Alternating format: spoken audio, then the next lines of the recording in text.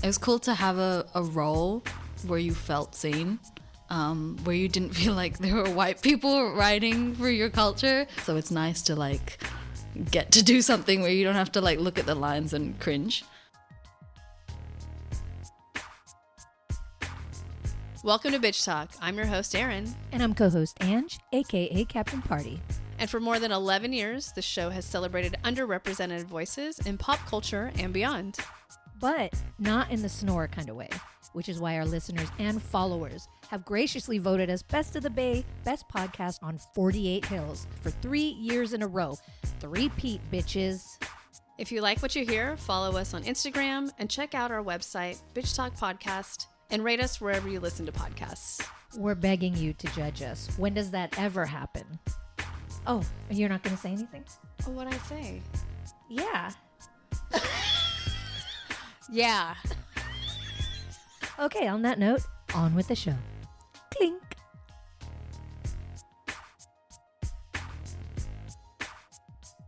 Hi, Bitch Talkers. We're here at South by Southwest 2025, and today we're bringing you two beautiful short films, The Singers and I'm the Most Racist Person I Know, which won the Special Jury Award at South by Southwest, and it was chosen by Redbreast, one of my favorite whiskeys, as one of the top short films of the festival. For the usual, we're going to be joined by our honorary bitch, John Wildman of filmsgonewild.com. Enjoy. We are on Bitch Talk and Films Gone Wild at South by Southwest in Austin, South by Southwest 2025. My name is John Wildman, the editor-in-chief of Films Gone Wild. With me, Angela DeBoer and Aaron Lim from Bitch Talk.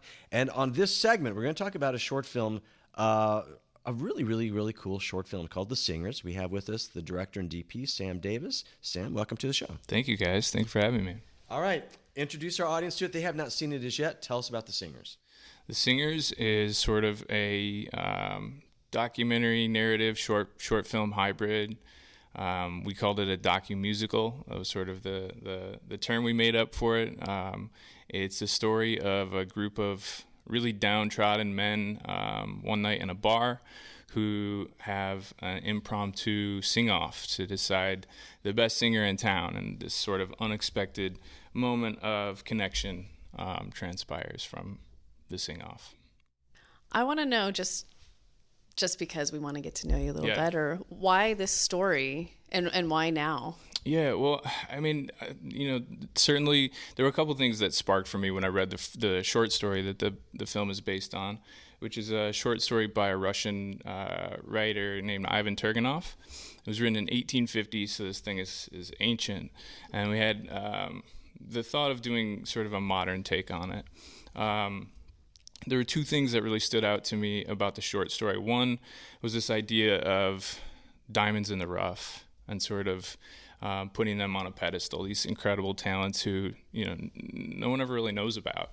And there are so many of them out there. The other was the idea of connection through art and vulnerability, especially today. I think with men in particular, it's just not something a lot of men are accustomed to doing. And I wanted to tell a story about what could happen, if they were. I love that you just said that, because that's what I loved about the film, especially in the beginning.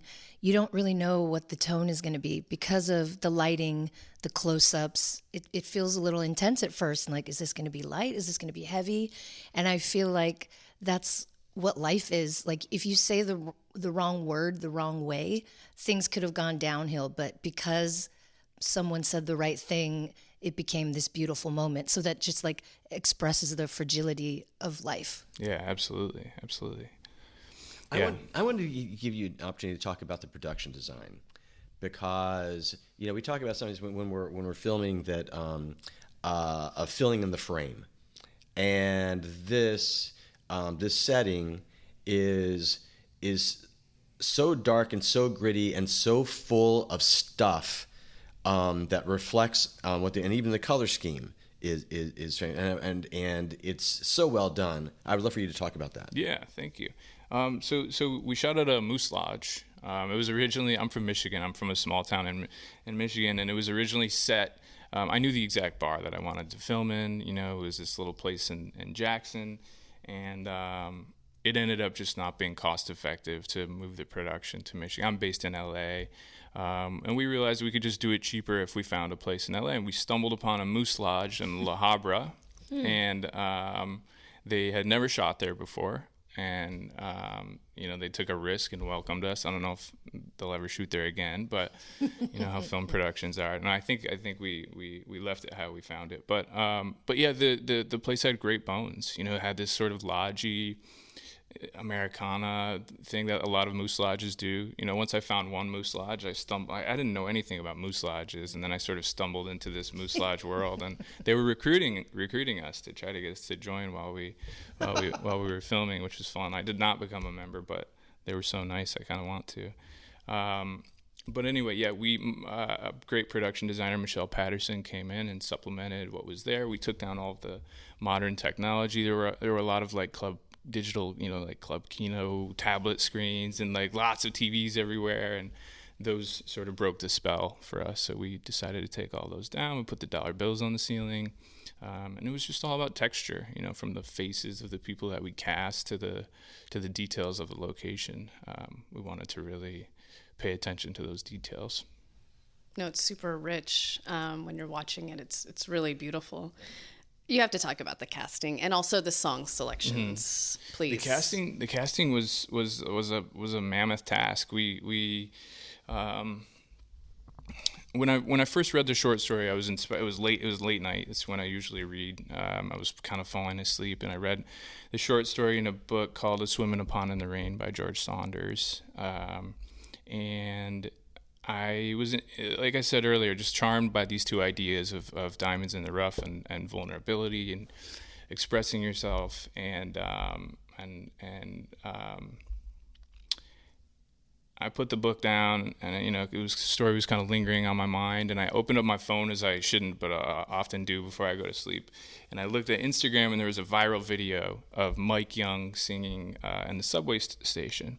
And he just had this incredible voice, and it kind of blew me away. And I didn't really think too much of it other than, man, this guy's talented. And then I scrolled a couple more videos, and it must have been something about my algorithm, but it was another sort of like viral video singing sensation in New Orleans, on Bourbon Street. And this idea clicked. Like, what if we told this story, but a modern day version of it, and we cast all these unknown, incredible, viral video, Instagram, TikTok singing sensations. So the idea was born out of, that moment, and we spent probably a year just kind of scouring the internet. We also did some street scouting. My casting director, Natalie Lynn, went to bars throughout LA. And we just assembled this bizarre group of people. Even some of them are singers, and some of them are just interesting personality. Like the guy Muffin is this sort of heckler at the bar, and he became sort of an antagonist. And I found a video of him. The video had like 50 views on TikTok. So I don't know how I got to this point, but it was a video of him. He's from Arkansas. And there's a video of him just getting in a fight with someone at a hardware store that his friend had posted, and I was like, I gotta have this guy. I just there was nothing that was gonna stop me. And the whole idea was about we talked about curated chaos. It was like, what, I have a documentary background, and so it was like, how can I take all these pieces that I'm inspired by in individual ways, put them all in a bar, like ingredients in a pot, and let something sort of stew over the course of a few days. And so Muffin came in from Arkansas, and Tio Rigo, who's the guy who dances, has like a viral Instagram where he dances while he's at work, and he's actually coming to the premiere tomorrow. So yeah, it's gonna be fun. Well, because you're working with non-actors, and these are clearly all people that ham it up. Like they like flat, showing their stuff. Mm-hmm. How did you decide who was going to go in what order? And also, this is a competition. Yeah. Or did you just kind of let them? Yeah, that's a good question. We there was no script, so there was the idea of a group of men and the sing-off, and I had a few ideas about could these dollar bills on the ceiling, but $100 bill. I love the symbolism of like the diamond in the rough there, and and I just love the way that the ceiling looks with dollar bills. So there were certain ideas or specific shots that I knew that I wanted to include, but there was no dialogue written in advance. And what was so cool was like that forced us to be writing the dialogue as we went. And so I was working with that actor who was acting in a film for the first time, and all they knew how to do was be themselves or talk like themselves. I could have never written the stuff that these guys are saying, and so I think it feels a lot truer because of that. But in terms of like the order, it was a continuity nightmare because there are. I don't know. We took a lot of bets making a movie like this with no professional actors and without a script, and some of the trade-offs are the sense of continuity is non-existent. You have to be really careful about that. And one thing I realized was like where I seat these guys in the first scene is going to determine the script for this movie. And it really did, so we had to, that was maybe the biggest decision during production. It's like along the bar, okay, if we put Hutch and Leroy next to each other, they're both veterans. Maybe they could talk a little bit about their experiences and maybe kind of like start to open up to each other. And so that was like, that was something that made it in the film that wouldn't have if we had just, said you sit here and you sit here. And so, yeah, it was really interesting, and I learned a ton, trying to kind of synthesize my documentary and narrative skill sets and make something unique. And there's always the music rights. So let's talk about that. Yeah. Talk about what you had to go through for that. Yeah, fortunately, the project was made possible by Warner Music Entertainment. And so they were huge in terms of just bridging our access to the music in the film. Some of the songs that the guys sing are public domain, which is from a budgetary perspective obviously ideal, and some of them are not. Some of them are Warner songs, and so we were able to get those for cheap or free, and then they just helped to negotiate on everything else. But even the music, we didn't know what each person would sing until the day of or the day before, so this whole thing, and it was such a cool, I've never been on, and I'm a local 600 DP, so I shoot all kinds of projects that I'm less involved in than my own projects, and so I'm on a lot of sets, but I've never been on a set quite like this. It was such a world. You walked into this like stuffy moose lodge, and it was dark, and it was semi-lit, and it was filled with movie prop smoke, cloves, which smell terrible,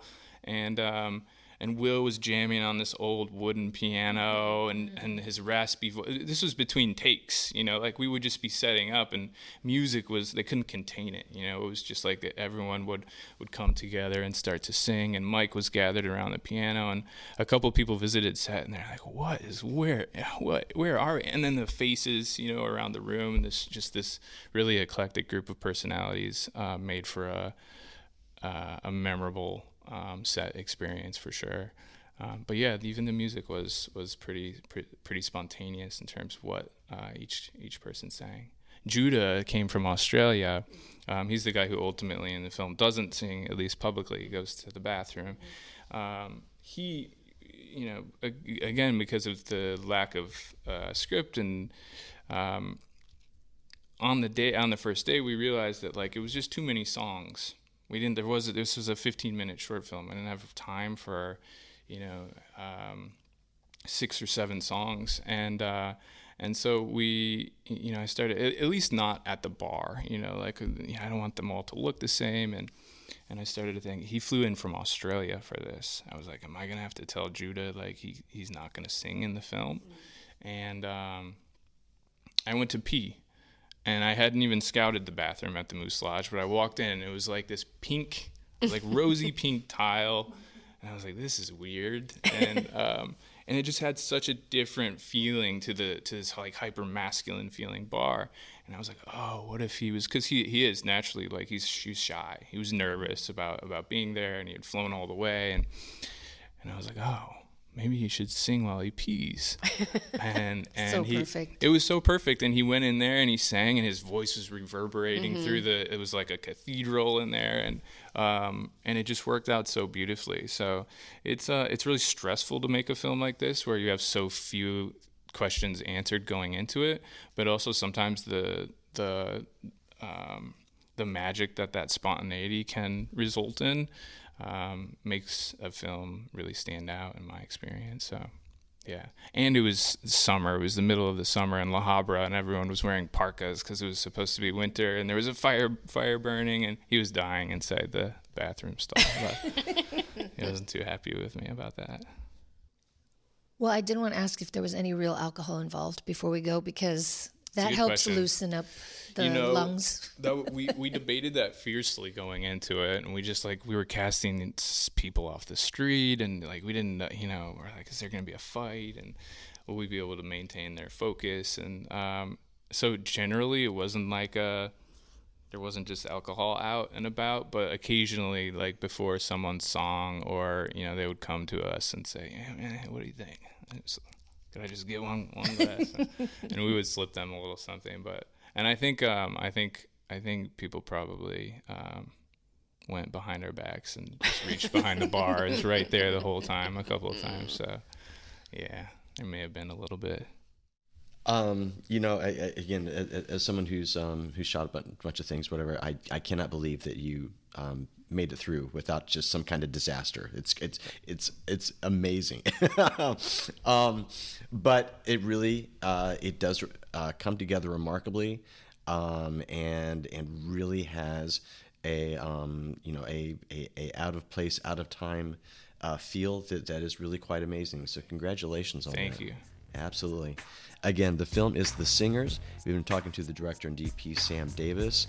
It's screening here at South by Southwest, and it's been wonderful talking to you, Sam. Thank you, guys. Thank you. This was fun.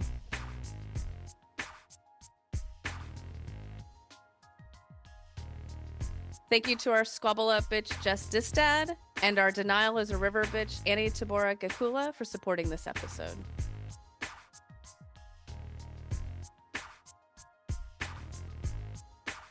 Here we are on filmsgonewild.com and Bitch Talk here at South by Southwest 2025 in Austin, Texas. My name is John Wildman. I'm the editor-in-chief of Films Gone Wild.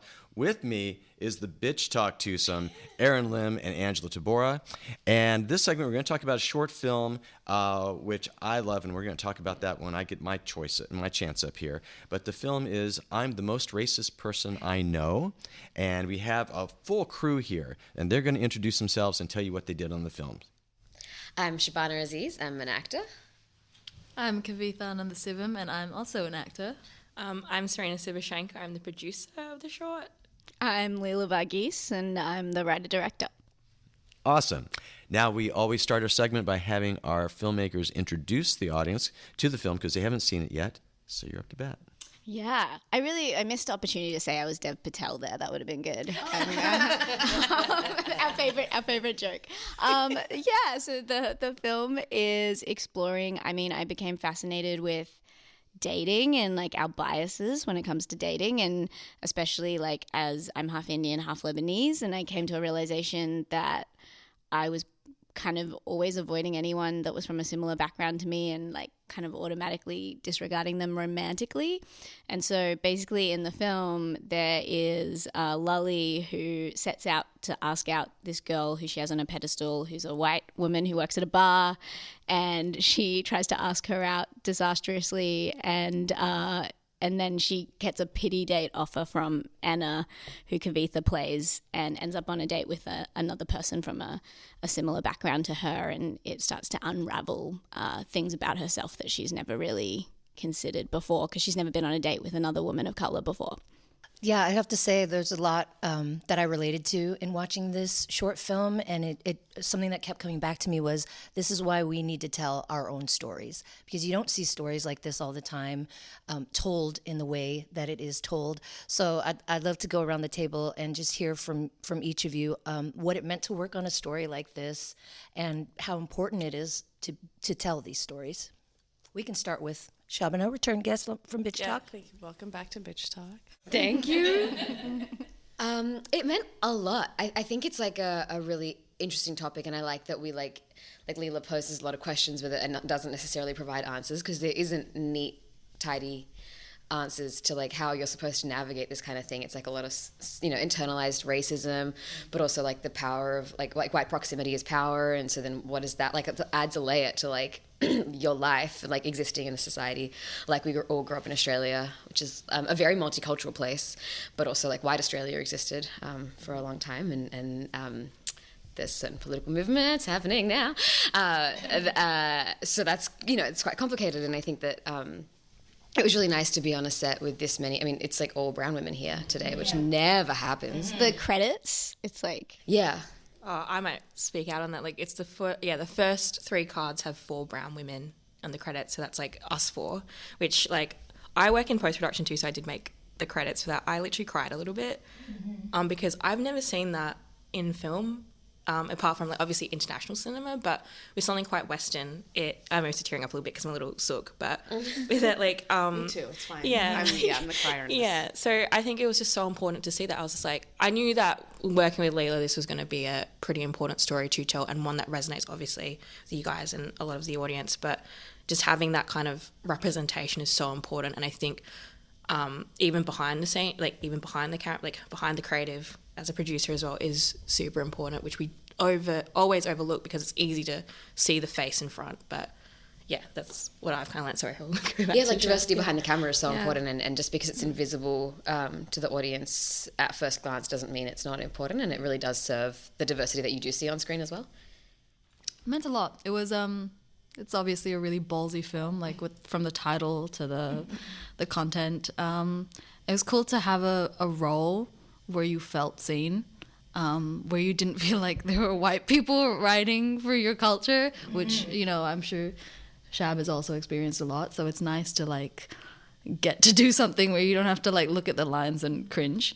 Yeah, that's Sometimes cringe. well, yeah, and it's like For different reasons. yeah. And like growing up, you don't really see, like you were saying, you don't see a cast and crew of like so many brown women. So that was really special to be a part of. I remember just before the shoot, like you were saying, like you were just excited to come and be around everyone. Yeah. Like you were just like, I'm just excited to come be like with you guys and hang out. I think like it's interesting. It's like there's so much pressure I think we put on that, and I think I think about it more just as an artist. Like I think I just tell stories that are authentic, and I don't know. I think I kind of try to actually strip away a little bit of that pressure, and just I guess I know that it's great to be doing it, but sometimes the weight of that can be a lot. So. It sounds really silly. It sounds like I'm like, well, I don't really know what I'm doing. But I mean, to some degree, I obviously think it's really important. It's like, but that's kind of a sidebar of it. Like, I think it should always be about the story as well. It's an interesting thing because it's like the weight of like when you, sometimes just by being who you are, you're considered political. And I think that that's such an interesting thing because to me, it's just kind of like a personal exploration. But it's like, it's great. I really hope that it can be what I really hoped with the short was that it would be like a conversation starter. And I'm more intrigued to like, I love just seeing how other people interpret it rather than like even me talking about it. Like I would love to hear the conversations that people have away from me after they see that film and like take it in. Edit this bit out.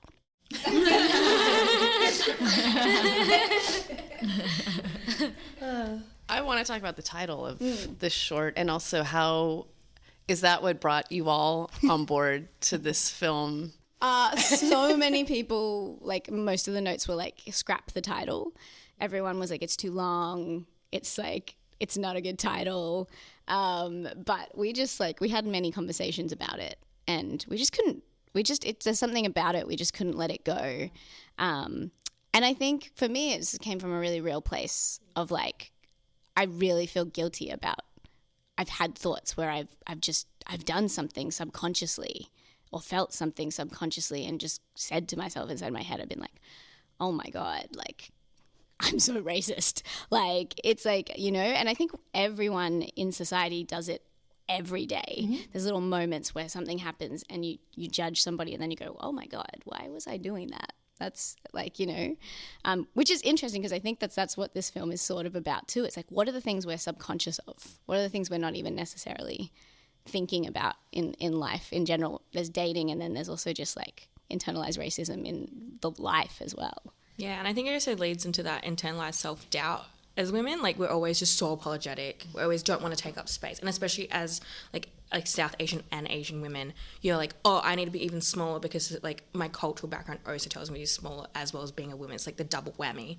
So I felt like we kind of needed a punchy title for this short to elevate that. It's like, this is actually a pretty important diaspora to live in. Yes, as being a woman and of a cultural background that is seen as submissive, so yeah. I think it was also about, I knew it was going to be like grabbing to see a brown person with that title, because I think you're kind of like, I want to know what this is about. It would have been very different if the lead actor was white. Yeah, well, we have like Leela's partners here with us, and one of the white cast members, the racist man. He plays the racist man. He's not actually racist in real life. He plays a racist man. And Racist man, you're going to have to be more specific. Watching them get asked what film they're here with is really funny, because I can be like, I'm the most racist person I know, and it seems really different than if one of the white people go, I'm with that movie, like you'll see them sort of panic. It's kind of funny. It's really fun. Yes, they have been like, oh, thank you so much for this title.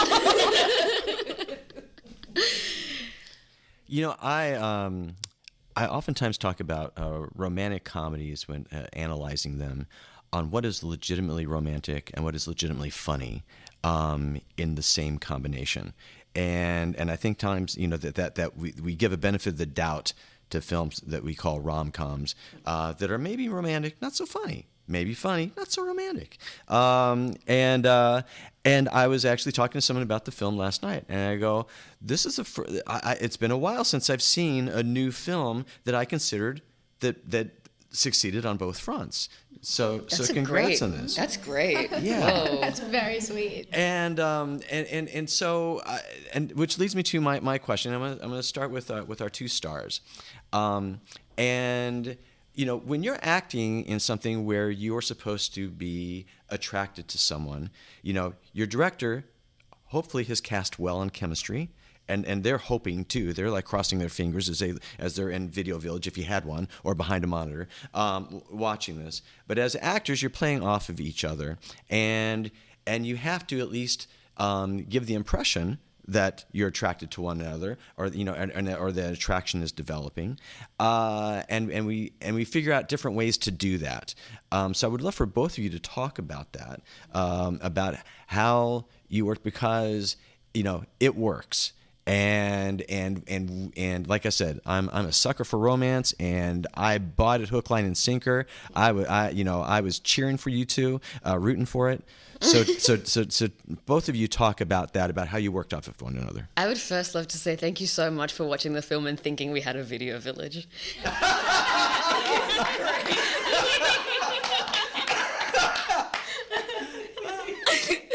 That's the nicest thing. But on the subject of chemistry, so the first time Cav and I worked together, we played sisters. And then the second... it's getting The plot thickens. I didn't mean to gasp. Make it weird. Great. Yeah, okay. And then the second time, we played sort of like friends, sort of like You were just like people that met each other and then you were going to be friends. But everybody also in that film were like, are they going to fuck? Which luckily I don't think anybody asked about the first thing we did together. This is the third thing. And I think like there was a level of like comfort and friendship and like safety that I think worked really well. And then a lot of like the date stuff was also like we would just talk during rehearsal and Leela would just write things down that we said that she thought were funny. And then so like a lot of it's like so it was shot in a really like intimate kind of way. It was just me and Cav at like a table and everyone kind of melted away, and so like it felt like the way of shooting and also just like the history. Not all the history. Yeah. After the first gig. We were doing so well there for. I'll cut that out. Don't worry. Oh my god. It was helpful. Now you talk. I actually forgot the question exactly. Chemistry. Yeah. So yeah, I've been in love with Shabana for a while. So it made it pretty easy. And I also can't, when I like someone, I can't actually talk to them. So it was really nice to be in a setting. I'm not actually in love with you in that way, but I'm in love with you as a person. It's not. I can perform a marriage right now. I have my license. Wow, that's amazing. She married us. Yeah. Anyways. No way. She, Okay. yeah. Well, she didn't marry us. That always comes out weird. Sorry. Yeah. Are we not doing phrasing? Are we not doing I don't know. That's right. what happened? So it was like super nice to be in a setting that was like comfortable, and it was like, oh, I'm actually meant to be in love with someone, so I can just kind of like be in love with someone. And it was just so natural. I felt like it was so easy to just like look at you and smile and like giggle and just, yeah, it was so fun. It was so fun. I feel it right now. I'm like, crying.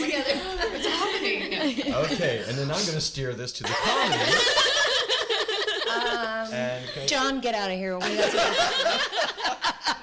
to try to keep the train back on the tracks. All right, here. we're done with you, John. Okay. Wait, but can I just bring it to the dinosaur shirt that started it all? Because I too love dinosaurs, and if someone was wearing the right dinosaur shirt, heart eyes. So, Leela, what's your favorite dinosaur? My favorite dinosaur? Oh my god, I anyone asks a favorite thing and I just like panic. Was it your shirt or No. like that shirt inspired the? It's a weird one. Ashley did write that song for a friend. So it existed before the movie existed, and actually the friend was Erin, who's in the movie. So it's like actually kind of like her song that was repurposed for the movie because she loves dinosaurs. And so now you're like, I'm even more intrigued. Well, now I want to meet Erin. Like deeper. I mean, she'd love to. She'd love to meet you. A favorite dinosaur? I mean, I don't know. What's the flying one? Pterodactyl. Maybe a pterodactyl. That's Get pretty it. cool because it's a dinosaur and it flies. Correct. It's fucking cool. Cool. I don't know why I'm swearing. I'm so sorry. I don't even We swear. love swearing. Okay, great. It's called bitch talk. Sorry, I'm swearing. The table's full of bitch talk stickers. Yeah. John, get it back on the rails. I have All right. no idea what happened to this segment. I really don't. Okay, we have to wrap up.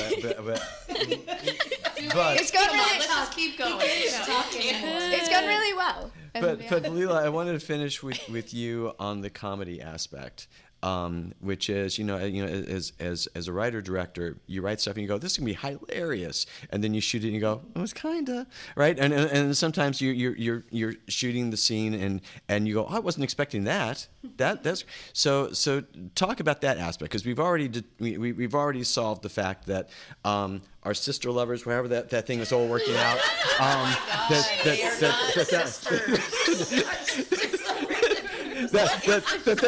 worked out. But let's talk about that from your perspective of making sure that we had some funny.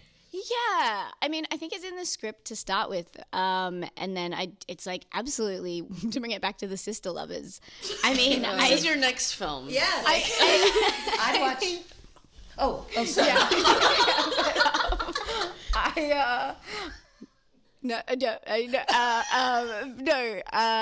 I do think it's about your casting. I mean, if you have, they're both very funny people together. There's like that chemistry. I think it's like comedy and romance. The casting it's a similar thing. It's like you can't have a good comedy without good casting. Can't have a good romance without good casting. And so once again, I guess the credit is to Shabana and Kavitha.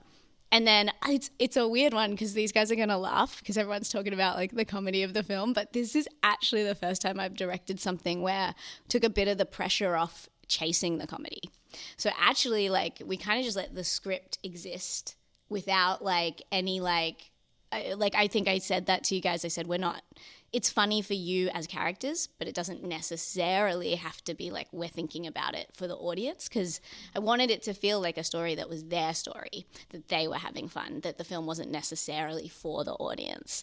And so in a way it was kind of like you let the sort of script and the actors do the work. And then actually a big lesson with comedy is that maybe it is a good way to do it, is that you don't push it too hard. And that's something I'm learning as I keep developing comedic form. I think I definitely have realized I like the idea of like taking the pressure off a little bit. Like you see some films that are so funny, but there's no pushing for it. There's no pushing for the comedy. It's just the script is doing it and the actors are doing it. You can tell it's not like the director's gone up and been like, all right, now let's do a funny one with your face. You know, like it's like they're just sort of letting it exist. And this film was like a really great experiment in terms of like exploring doing something that was comedic, but perhaps like taking the pressure off really chasing comedy.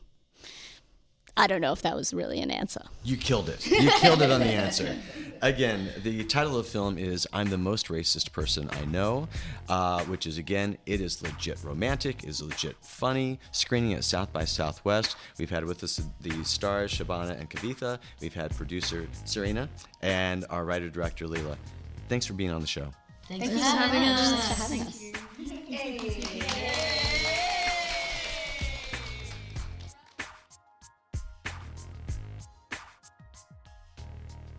Thanks for joining us on today's show. You can find more information about this episode in our show notes. If you're missing us, you can visit us at bitchtalkpodcast.com to sign up for our newsletter and buy us a cup of coffee. Did you know we're also on the radio? You can find us at bff.fm. And lastly, rate and subscribe wherever you listen to podcasts. All the cool bitches are doing it. This podcast is a proud member of the BFF.FM podcast network. Learn more at podcast.bff.fm. BFF.FM, best frequencies forever.